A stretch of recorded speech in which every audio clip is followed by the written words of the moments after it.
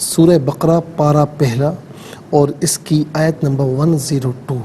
جس میں اللہ رب العالمین نے جادو کا ذکر فرمایا اور اس کے پیروکار ہوئے جو شیطان پڑھا کرتے تھے سلیمان علیہ السلام کے زمانے میں،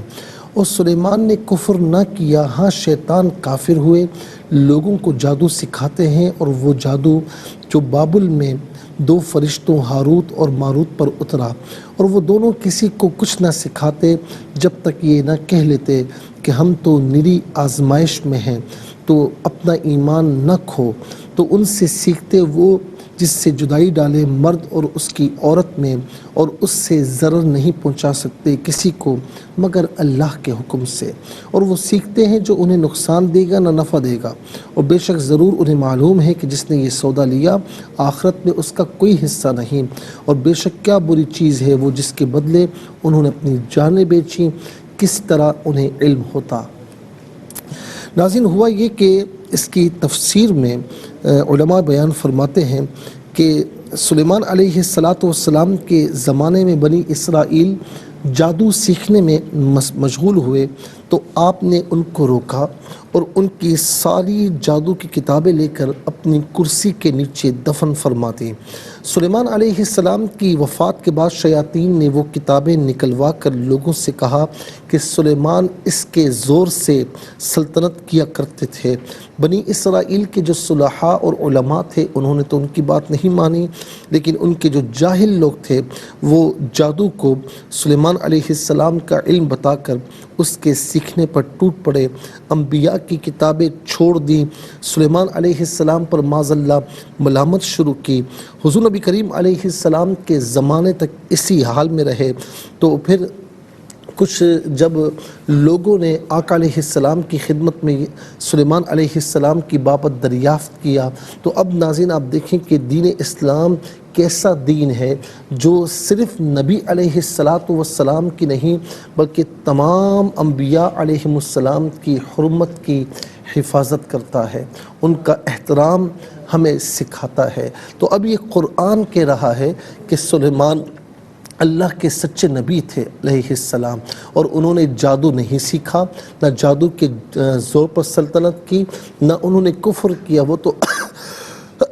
اللہ کے سچے نبی تھے۔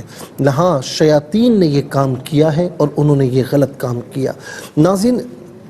جادو کے بارے میں یہ فرمایا کہ جادو سیکھ کر اور اس پر عمل اور اعتقاد کر کے اس کو مباح جان کر کافر نہ بن جاؤ۔ یہ جادو فرما بردار اور نافرمانوں کے درمیان امتیاز اور آزمائش کے لیے نازل ہوا۔ جو اس کو سیکھ کر اس پر عمل کرے کافر ہو جائے گا، بشرطے کہ اس جادو میں منافی ایمان کلمات اور افعال ہوں۔ جو اس سے بچے، نہ سیکھے یا سیکھے اور اس پر عمل نہ کرے اور اس کے کفریات کا معتقد نہ ہو، وہ مومن رہے گا۔ یہی امام ابو منصور ماتریدی علیہ رحمہ کا قول ہے۔ جو ناظرین جادو کفر ہے، اس کا عامل اگر مرد ہے تو سلطان اسلام یعنی حاکم اسلام اسے قتل کرنے کا حکم دے گا۔ جو جادو کفر نہیں مگر اس سے جانیں ہلاک کی جاتی ہیں، تو اس کا جو عامل ہے ناظرین وہ قطاع طریق یعنی ڈاکو کے حکم میں ہے، مرد ہو یا عورت۔ ناظرین وہ ڈاکو کے حکم میں ہے، اور یہ سلطان اسلام پر منحصر ہے کہ وہ انہیں کیا سزا دیتا ہے۔ اور ڈاکو کی سزا کیا ہے ناظرین؟ یہ فرمایا کہ یا تو اسے سولی پر چڑھایا جائے، یا قتل کیا جائے، یا اس کے اعضاء کاٹے جائیں، یا پھر اسے جلا وطن کیا جائے۔ جیسا جرم ہو اس کے مطابق سلطان اسلام اپنی ثوابدید پر اس پر حکم نافذ کر سکتا ہے۔ ہاں یہ علیحدہ بات ہے کہ جادوگر کیسا بھی ہو لیکن اگر توبہ کرتا ہے تو اس کی توبہ قبول کی جائے گی۔ ناظرین و سامعین، یہ احکامات ہم نے آپ کی خدمت میں عرض کیے، اور آج ہم دیکھتے ہیں میڈیا پر بھی ہر جگہ پر یہ عمل کر لیجئے، وہ عمل کر لیجئے، اور جادو جو ہے ناظرین بہت سے معاملات میں ہمیں دکھائی دیتا ہے کہ لوگ کہتے ہیں کہ ہم پر جادو ہو گیا، ہم پر یہ ہو گیا۔ یاد رکھیں کہ مؤثر حقیقی اللہ رب العالمین ہے، اس کے اذن کے بغیر کچھ نہیں ہو سکتا۔ اس کے اذن کے بغیر کچھ نہیں ہو سکتا، لیکن اتنی بات یاد رکھیں کہ بہرحال یہ جادو اپنی جگہ موجود ہے، اور ہمیں اس سے بچنا کیسے چاہیے؟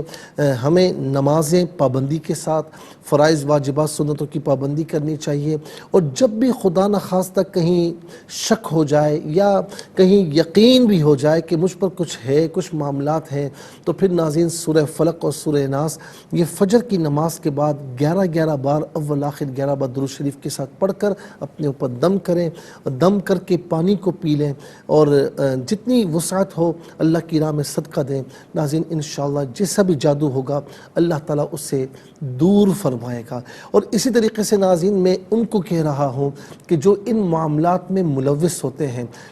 چاہے جادو کرنے والا ہو یا پیسے دے کر کروانے والا ہو، تو ان کا حکم میں نے آپ کی خدمت میں عرض کر دیا ہے۔ یہ ایک بہت کبیر جرم ہے، اللہ تعالیٰ کا ناپسندیدہ عمل ہے، رسول اللہ صلی اللہ علیہ وسلم کا ناپسندیدہ عمل ہے۔ بڑی راتوں میں جب مغفرت کے پروانے تقسیم ہو رہے ہوتے ہیں تو اس وقت بھی جہاں اور لوگوں کی مغفرت نہیں ہوتی، احادیث میں بیان ہے، تو وہاں جادوگر کی مغفرت نہیں ہوتی جب تک کہ وہ توبہ نہ کر لے۔ وقت مختصر ہے، پھر کبھی انشاءاللہ